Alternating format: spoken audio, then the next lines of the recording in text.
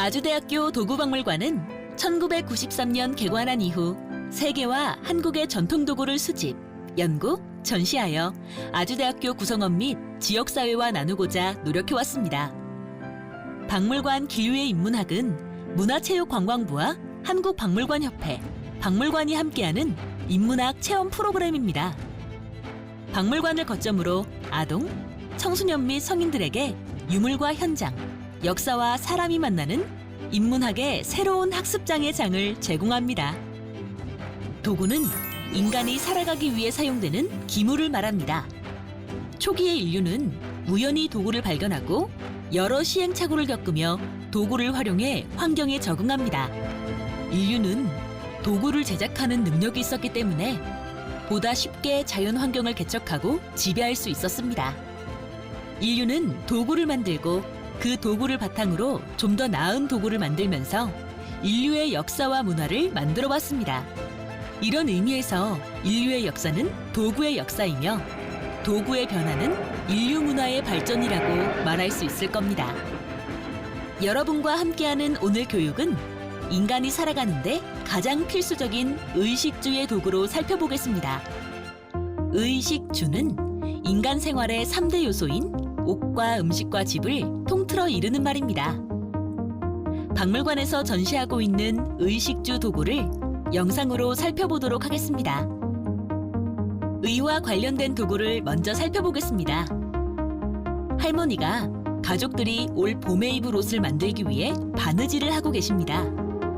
할머니 옆에 있는 것은 실패입니다. 실을 사용하기 편리하게 정리하는 도구입니다. 다리미는 오목한 부분을 숯불에 달구어 담아 옷감에 주름을 펴는 데 사용했습니다. 가족들을 단정하게 입히려는 할머니의 살뜰한 일솜씨를 도구를 통해 볼 수 있습니다.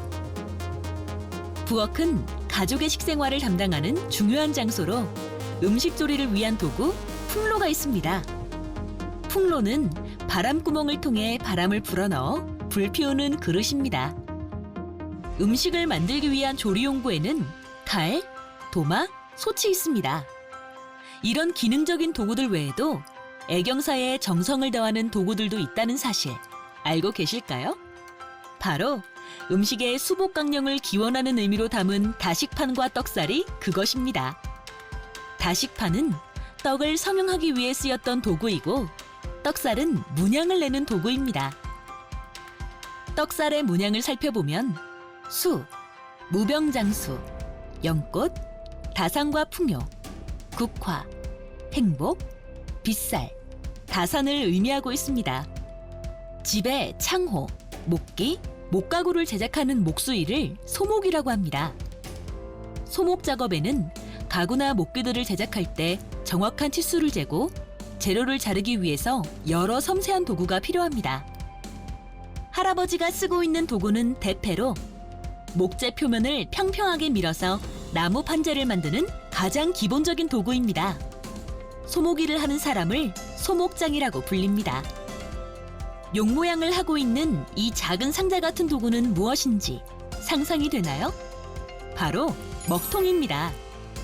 목재를 가공하기 위해서는 바르게 톱질선을 쳐야 할 필요가 있습니다. 먹통 속에는 2개의 구멍이 있는데 실을 감아두는 타래칸과 먹솜을 넣는 먹솜칸이 있습니다. 타래에 감겨진 실이 먹솜을 지나서 먹줄로 만들어져 구멍으로 나와 먹줄을 직각으로 들었다가 튕기면서 놓으면 먹줄의 두께에 따라 먹선을 정확하게 그어주는 도구입니다.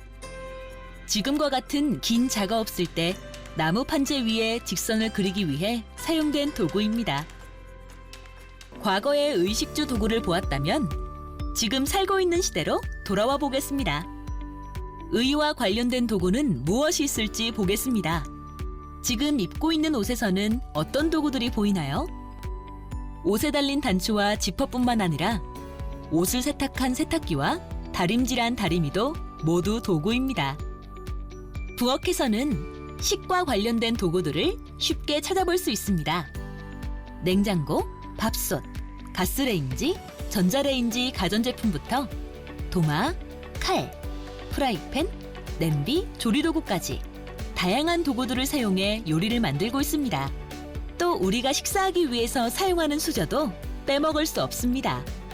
부엌클라와 집을 살펴보면 또 다른 도구들이 보입니다. 우리가 앉아있는 이 장소에서도 무엇이 보일까요?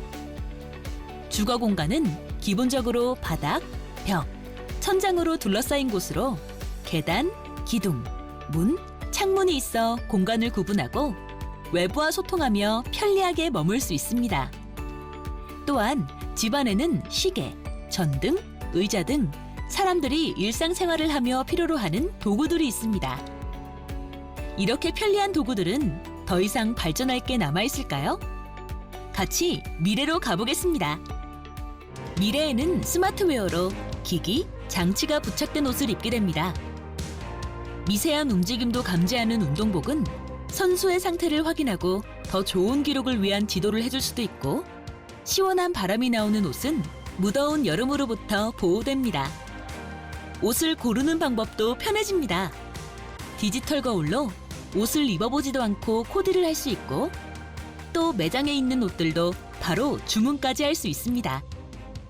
음식을 만들기 위한 조리 도구들은 3D 프린터로 대체되어 간단해질 수 있습니다. 3D 프린터가 우리가 원하는 음식을 조리해주게 됩니다. 야채를 키워주는 실내 식물 재배 시스템이 있어 신선한 야채를 언제든지 먹을 수 있게 됩니다. 미래의 집은 문을 닫고 사람이 나가면 자동으로 보안 시스템과 에너지 절약 모드로 전환이 됩니다.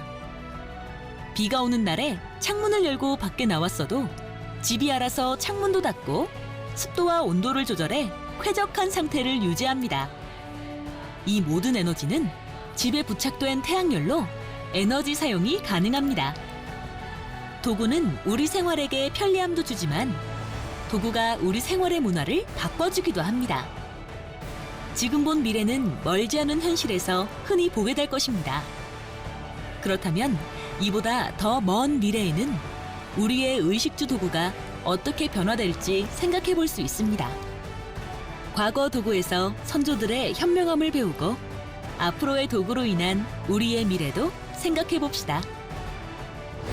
우리는 다가올 도구의 미래를 알기 위해 선조들의 지혜가 담겨 있는 옛 도구를 이해할 필요가 있습니다. 이제 수업에서 그 지혜를 함께 배워보도록 하겠습니다.